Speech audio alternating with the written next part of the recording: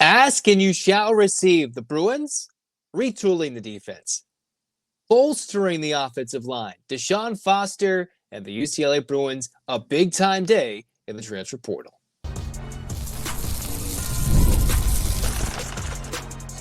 You are Locked On UCLA, your daily podcast on the UCLA Bruins. Part of the Locked On Podcast Network, your team every day. Welcome, everybody, to this edition of the Locked On UCLA podcast. I'm your host, Zach Anderson-Yoxsimer. Thanks for making this show your first listen each and every day. It's free wherever you get your podcast, and it's available on YouTube. Like, comment, subscribe. Thanks for your support. This episode is brought to you by FanDuel. If you're a new customer, you can place a $5 bet, and you'll get $150 in bonus bets if you win that first $5 bet. Visit FanDuel.com to get started. Man, oh man, what a day for the Bruins. Absolutely big-time day for UCLA. Look at that. DeShaun Foster finally getting his signature day with a good chunk of recruits committing to UCLA via the portal, all at positions of need. And hey, I'm thinking optimistically there could be some significant improvements at certain spots and maybe no downgrades with some of these recruits. Of course, that's if they all hit. That's all if they play up to par with some good coaching and some adjustments in season. So what did UCLA get? What are they bringing in here in this 2025 season? Well, I'm going to somewhat try to go chronologically throughout the day, not exactly what UCLA got in specific time zones. But to begin the day, UCLA, they had a commit, and they also had a big-time guy leave the portal. So UCLA losing Jalen Davies, but they also got Cortland Ford. So what is UCLA getting with a Cortland Ford, an offensive lineman, 6'6", three-star product coming to UCLA out of Kentucky? That's a guy who has started double digits in his career, couple of double-digit starts, 3 stars, 6'6", 327. So that's a big body coming to UCLA, who started his career out at USC, fought his way at Kentucky, one of these many UCLA commits that either had an injury or redshirted throughout the middle of the year.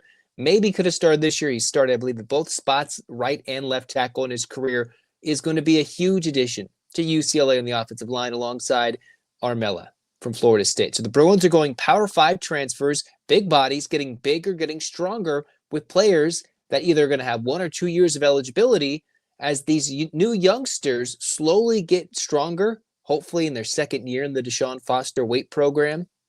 By the time they get to 26, they won't have to rely so heavily on the portal as they are now. But this is going to be a plug-and-play situation for Cortland Ford. It's a good get. It's a good get for UCLA for a team that wants to get stronger up front and absolutely needs to. After losing a couple starters, losing Nicky Prongos to the portal, the Bruins were absolutely needing a significant improvement after a disaster the last couple of seasons on the offensive line. Now, not everybody's going to hit on the portal, right? Maybe Armella, maybe Ford, they're not going to hit. But I think those are good guys to go after, good targets, and I hope that UCLA can get another 1 or 2 more. I think they're looking after a former Washington offensive lineman, potentially. So DeShaun Foster saw his team's weaknesses. The recruiting team knows their weaknesses, and they're directly attacking spots where UCLA not only needs to get better in bulk, but depth in bulk. So when they're down to a 5th-string tackle at some point in the season, that somebody can go out and play. There are some good pieces returning on the UCLA offensive line. It's just not a full set of 5 that are going to make the life easier for whoever's starting at quarterback for the Bruins. And you'll see this theme right now for UCLA. They're going after the big men. They're going after retooling the defense. They're telling players, I would think, maybe not to come back, and maybe after the Wilson commit from Arkansas, Jadon Wilson, there hasn't been a lot of skill positions coming to UCLA. And there are some significantly talented players, like top tier, cross town, like Zachariah Branch, Deuce Robinson. Not that I'm saying UCLA is going after those guys, but top tier talent, quarterbacks, running backs, and receivers that are all out there for UCLA to go even just make a phone call, go make a trip, go reach out. But right now, the Bruins are focused on, we need to get stronger. We need to get bulkier, and we have to get better up front. Because if they don't, it doesn't matter who they have. They're not going to do much in the Big Ten. But one of the early departures for the day was Jalen Davies. And now there was a lot of guys who came in, but I'm going to start with this one early. Jalen Davies, because this sets up the rest of the commits UCLA got, which we're going to talk in segment 2 and beyond. The 6-foot redshirt junior who transferred in from Oregon. He played a couple of games and then had a streak for UCLA where he played close to 11 straight games. Every single game the Bruins have played from 22 here to 24, he's appeared in all of them, starting in the majority of them. And in his UCLA career, in his 4-year career, 2 tackles for loss, 40 games he's played in, 4 interceptions, 11 pass breakups, a half sack, and 108 tackles overall combined, solo and assisted. So he was a veteran guy playing DB for the Bruins. And I wonder if Coach Martin, the new DBs coach, the new secondary coach, pass game coordinator for UCLA, maybe they're saying, hey, this is a guy that's been there 4 years. We know what you got. Or this is also a situation where maybe Davies is getting a call saying, hey, you've been starting. You've been playing a lot of money. You've been playing a lot. Maybe one of these teams in a situation like the SEC is giving him a bag of money because he's been a very solid presence, I would think, for UCLA in the secondary, which has been, again, prior to 22, coming into 22, a weak spot. And now with what UCLA is bringing in, could be a source of strength with a significant depth heading into the 25 season. That's with Davies leaving. And with Kirkwood, no, he's gone too. You're losing 2 key starters from the last few seasons, this last little mini generation of UCLA DBs, all these super senior transfers coming in with 1 year of eligibility pretty much. And yet here UCLA is losing one of the younger, better pieces with another year of eligibility. And Coach Demetrice Martin, is maybe going to make that a forgotten thing come 2025. How? Let's talk about that in the next segment with what UCLA is bringing in. Are they going to be DBU? Maybe. Not necessarily, but they've got a lot of depth coming in, and I'm excited about some of these pieces coming for UCLA next on Locked On UCLA.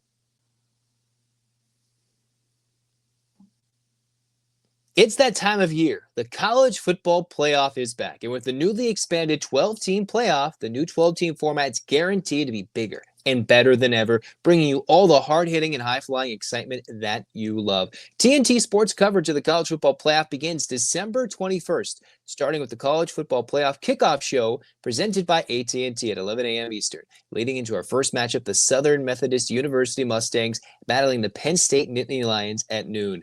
Then the Clemson Tigers look to upset the Texas Longhorns in a showdown at 4 p.m. Eastern. Don't miss a moment of the action. Watch the college football playoff presented by Allstate live on TNT, True TV, TBS, and Max.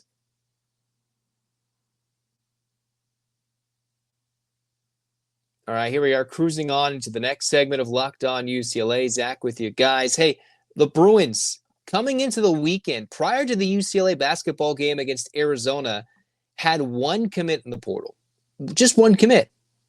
And I was like, okay, the portal's been open since December 9th. It's turning into now a little over a week since it's officially been open for business. Now that UCLA is sitting here like, hey, what are we missing? You've seen a backup punter go in. You've seen another offensive lineman go in, right? Tavake Tuikolovatu is in the portal, and I think he had a couple of years of eligibility.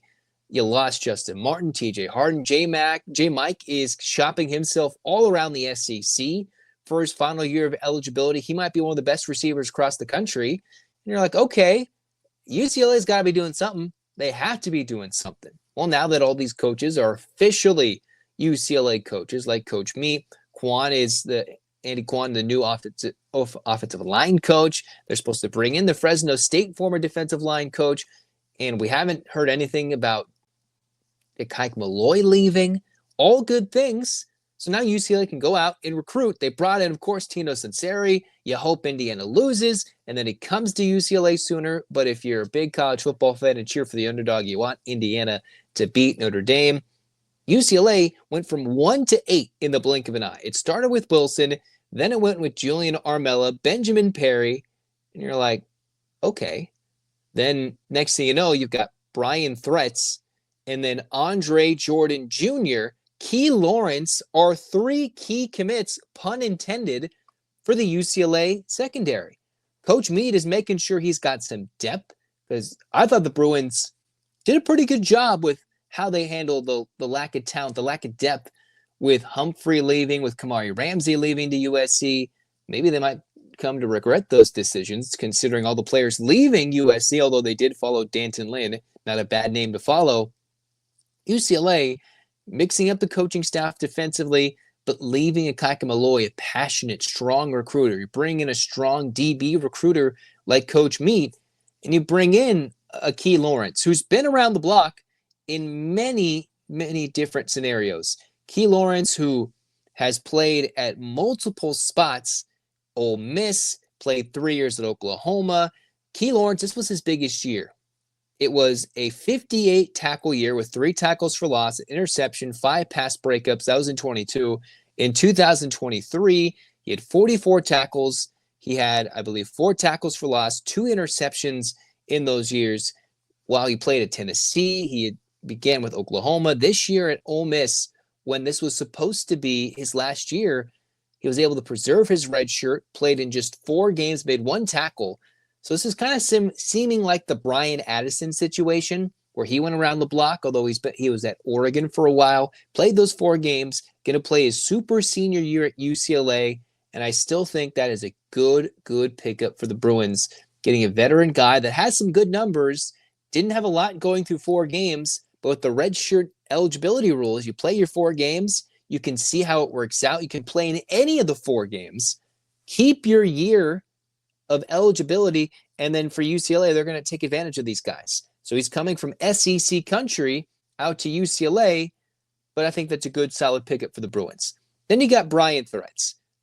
So one, I think that's a solid name. Brian Threats.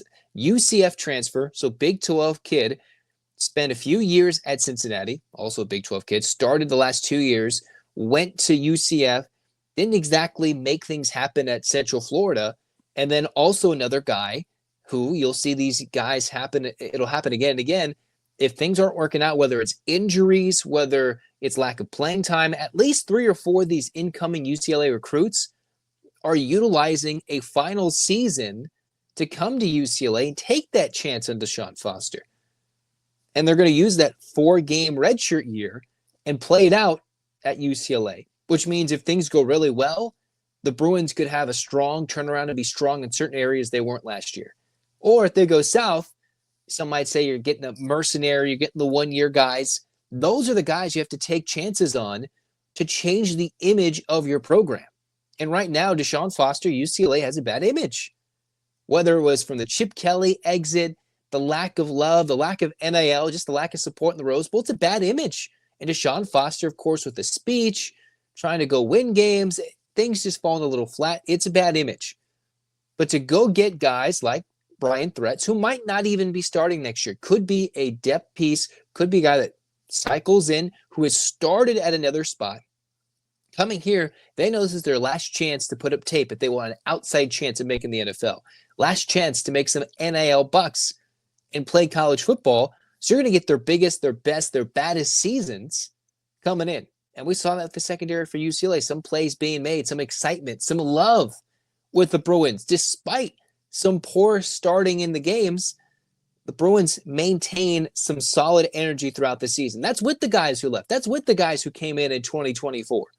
So if DeShaun Foster can keep and bring the same energy with these guys coming in, like a Brian Threats, who's been at 2 or 3 schools. Same thing with Key Lawrence. They're utilizing that 4th year to make something of themselves. And that's just to replace Jalen Davies. And I've mentioned, 3 guys in one day who have come in to UCLA and committed, all right? Because you can't forget Benjamin Perry, Andre Jordan Jr., who comes in, Jordan Jr., committed on the 16th of December after leaving Oregon State. The Bruins are bulking up at safety, at hybrid positions, at corner. The Bruins, man, what Coach Meade's been able to do has been remarkable in his short time. And here's something else. Coach Meade, his son Cole, is in the portal.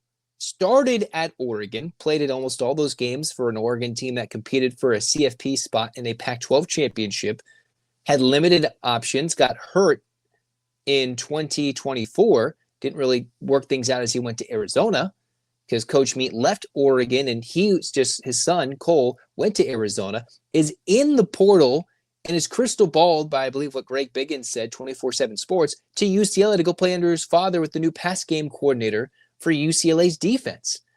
So UCLA still might have another DB coming in. And I was texting Spencer from Locked On Ducks and Locked On College Football, and he's like, man, that kid could look like a great player. Seeing him firsthand with what he did with Oregon in a true freshman year didn't really work out for him last year. So the Bruins have to have good luck when it comes to injuries. Guys who didn't win spots need to find ways to win spots at UCLA. But it looks like Cole Martin, who isn't officially a commit, but is crystal ball to UCLA, is in the portal. Coach Meat's son followed him once. It looks like he'll probably follow him again as a Pasadena kid listed on his hometown for his bio at Oregon. He's been at a couple of stops. UCLA could get an even better corner, another member of the secondary. And what was a depleted unit after the 2023 transfers could be a unit potentially of strength or of much depth heading into 2025. All because of just one coaching change. That doesn't even mean we forget about what Tino's doing. He brought in a last-second quarterback commit who flipped at the last moment in McDaniel, who just took his first official visit to UCLA. I think it's always funny when guys commit and they've never taken officials to these schools, but he commits with his relationship to the coach. We've seen how that plays in effect to LaRue Zamorano when Coach Meat wasn't even officially a UCLA coach, and he flipped in the last second, a 4-star DB. DBU can be real, and the Bruins are going to have young talent, old talent, and a mixture of veterans trying to make their spot and make their voice heard on the UCLA defense. And as long as the Bruins can go get some edge rushers, get some strength from the returners like a Keanu Williams, who can hopefully take up the bulk of the loss from Jay Tuia, then maybe the Bruins can have an even better defense in 2025, because who's coming in for the Bruins? You've got Keaho Akana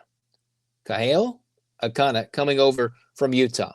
And again, tell me if you heard this before, a guy looking for an opportunity. I think BYU was looking at him. Hawaii was trying to bring him home. He's a Honolulu native, 6'3" defensive end, 233-pounder, and he's still got a couple of years of eligibility.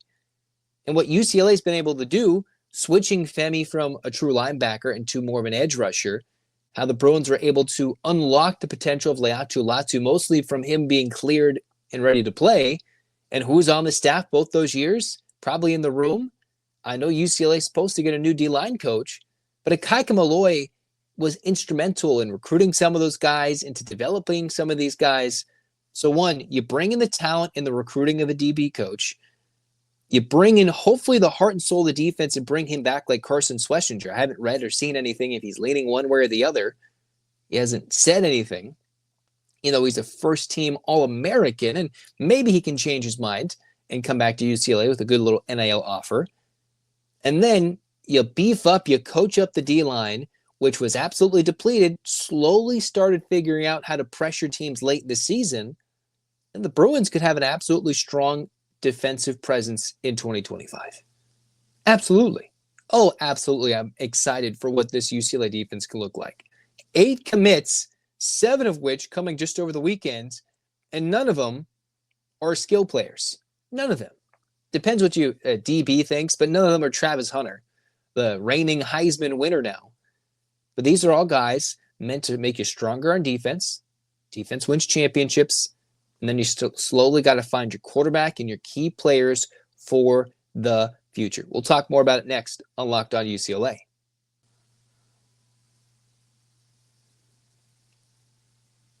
Get ready to tackle the NFL action with FanDuel, America's #1 sportsbook. Because right now, new customers can bet $5 and get $150 in bonus bets if you win. The FanDuel Sportsbook app gives you everything you need to place live bets on the NFL all in one place. If you get a hunch in the middle of the game, you want to check out the latest stats, view the live play-by-play, and so much more on the same page where you place your bets. Visit FanDuel.com to join today. You get started once again with $150 in bonus bets if you win your first $5 bets. So that's FanDuel.com.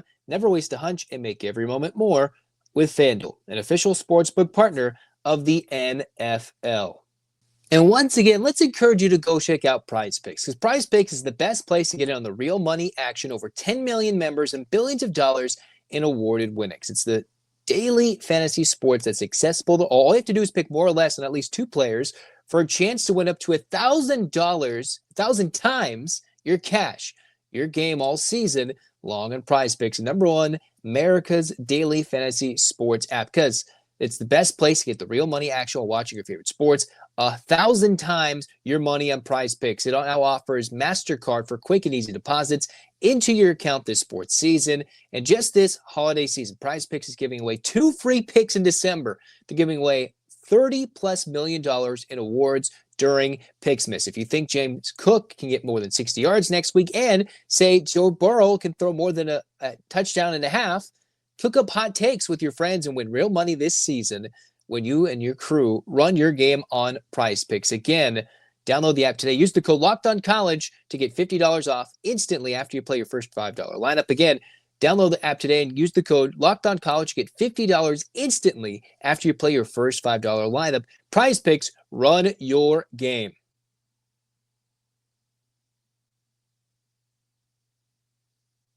So all this recruiting, all this coaching staff switching has led to immediate recruits, whether it be the early signing period for the Bruins, a late flip, 2 of which in UCLA's favor, even though the Bruins, as I mentioned a long time ago, lost 3 of their top official signees by ratings, although I've heard different things about maybe some of those kids weren't fits at UCLA or good enough to play with at all.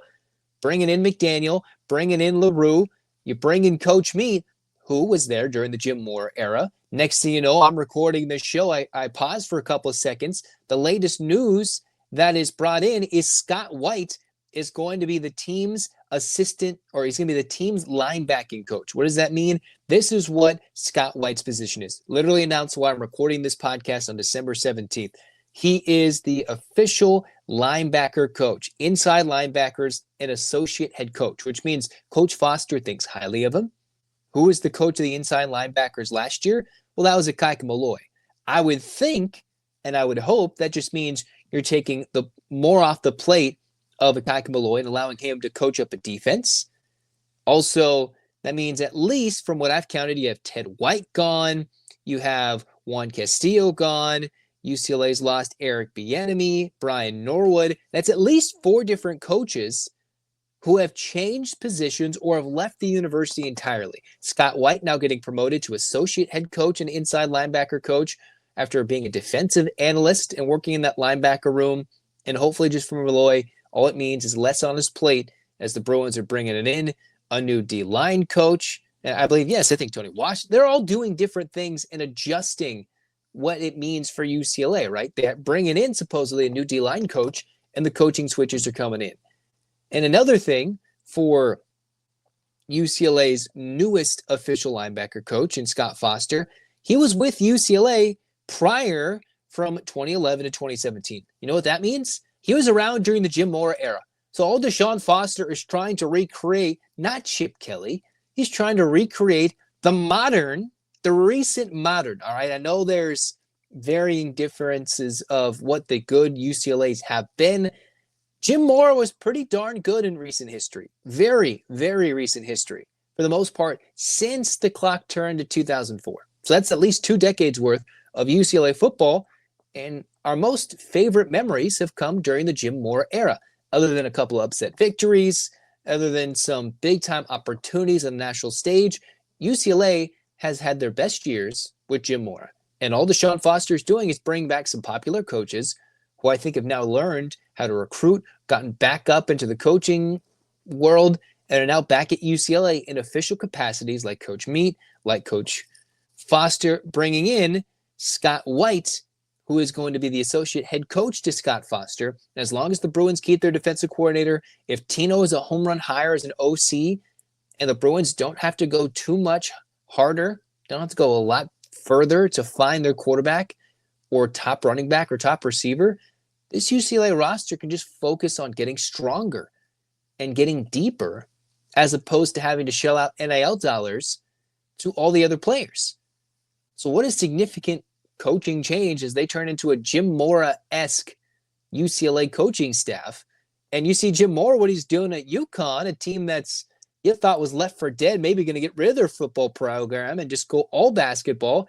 There he is in a program which probably set to fail, being successful. And here UCLA is calling to a miniature blast of the past of a previous decade and looking for success in part two with maybe more of an even-keeled head coach like DeShaun Foster. You saw the energy these Bruins played with. You saw the passion despite the rough start to the season, the rough patch against all the team. And even with these guys leaving, you saw the Bruins brought it each and every week. They brought the heart. They gave us some hope that they might make a bowl with a strong run in the second half of the season.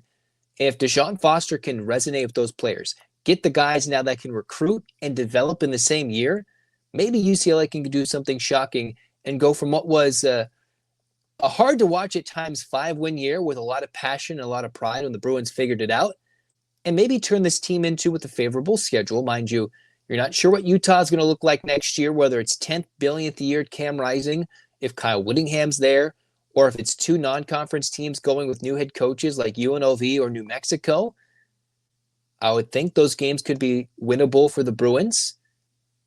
And then all of a sudden, I would think a very favorable Big Ten schedule that can turn into an 8-9 win campaign, and that only makes life easier for DeShaun Foster. Now, this is a rose-colored lens. I'm looking at, hey, you got Penn State coming in. Hey, I'm looking at all these great things for UCLA.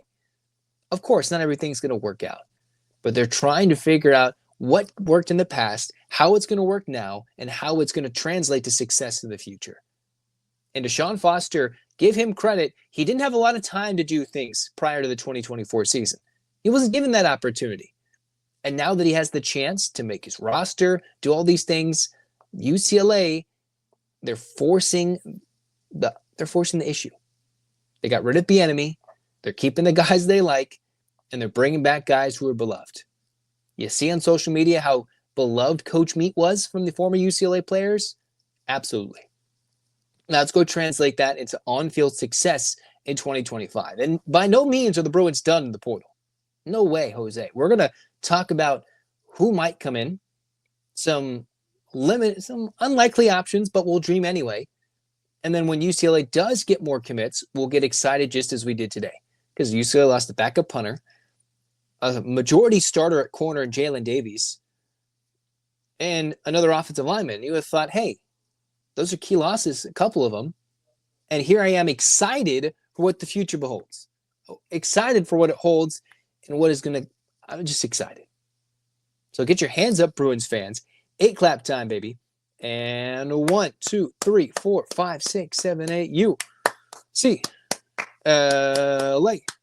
UCLA, fight, fight, fight. This has been Locked On UCLA. Zach signing off. Go Bruins.